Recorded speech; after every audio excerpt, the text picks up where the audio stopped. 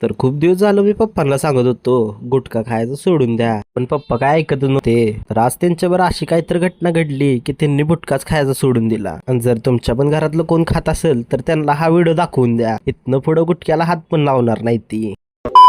तर आज सकाळ सकाळी उठून रोज सारखं कॉलेजला निघालेलो. कॉलेजवरती पोचल्या आपल्या सगळ्या मॅन्युअल इनकम्प्लीट राहिलेल्या त्या पहिल्या कम्प्लीट करून घेतल्या. आणि आपला तोरा बघा कसा आयफोननी लाईन मारतोय मी.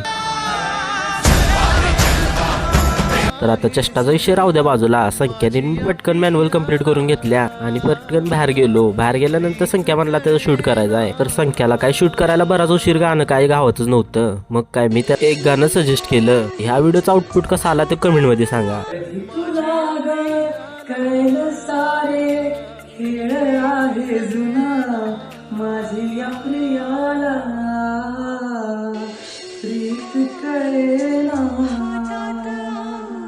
संख्याचा व्हिडिओ शूट करून आम्ही वर्गात आलो. वर्गात आल्यानंतर मग सगळ्या वया चेक करून घेतल्या. आता ही जी आम्ही मोबाईल मध्ये व्हिडिओ लावून बसलोय का नाही, या व्हिडिओचा नेमका काय विषय ही तुम्हाला उद्याच्याच ब्लॉग मध्ये कळेल. तर मग कॉलेजमधनं सगळं काम झाल्यानंतर घरी आलो. घरी आल्यावर पण थोडं लिहायचं बाकी होतं. मग काय घरी आल्यावर पण लिहित बसलेलो. लिहित असताना आशिषचा फोन आला. त्याला गणिताची मॅन्युअल पाहिजे होती. मग काय बिल्डिंग खाली जाऊन त्याला मॅन्युअल दिली आणि घराकडे जायला निघालेलो. घरी पोचल्या पप्पांनी मला हा व्हिडिओ दाखवला. तर ह्या व्हिडिओत असा विषय होता की गुटक्यात निघालेला किडा. तर ह्याला पॅकेजिंग करून किती दिवस झाला असतील तरी पण हा किडा जिवंत होता आणि हालत होता, इकडे तिकडे फिरत होता. तर मग पप्पा बोलले की ही माहिती सगळ्यांपर्यंत पोहोचली पाहिजे. त्यामुळे पप्पा बोलले युट्यूब चॅनल आणि इन्स्टाला टाक तुझ्या. तर मग हा व्हिडिओ गुटखा खाणाऱ्या प्रत्येक व्यक्तीपर्यंत शेअर करा. आणि जर आवडला असेल तर लाईक शेअर फॉलो करून घ्या.